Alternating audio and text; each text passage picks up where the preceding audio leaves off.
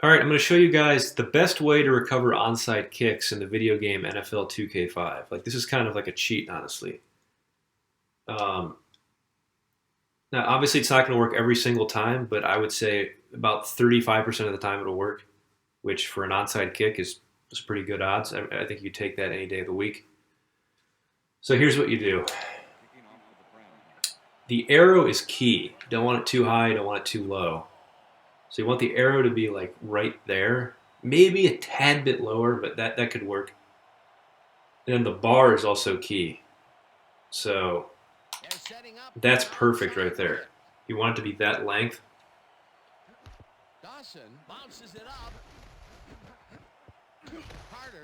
All right, so it didn't work there, but you get the idea. You saw how close that was.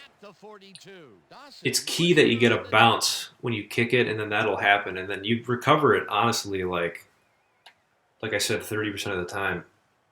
So if you weren't already aware of that method, now you know. It's very effective. There's also another method. Now, this method doesn't work as much. I'd say it works less than 10% of the time. It was actually the first method I discovered way back in the day, back when I was a little kid, but I don't use it anymore because it doesn't work as much.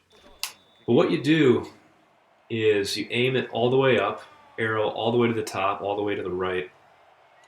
Then you want the bar to be full, all the way full. So you want to try and go for a max kick here. That was pretty weak, but what happens is, so they called a fair catch there, but what happens like 1 out of every 10 times is they won't call a fair catch, and they just run away from the ball, and then your players just are in position to pick up the ball, and then you get possession. So that's another way to do it. It doesn't work as much, but thought I'd just share it with you guys anyway. So those are the best ways to recover onside kicks in the video game NFL 2K5. I hope that was helpful.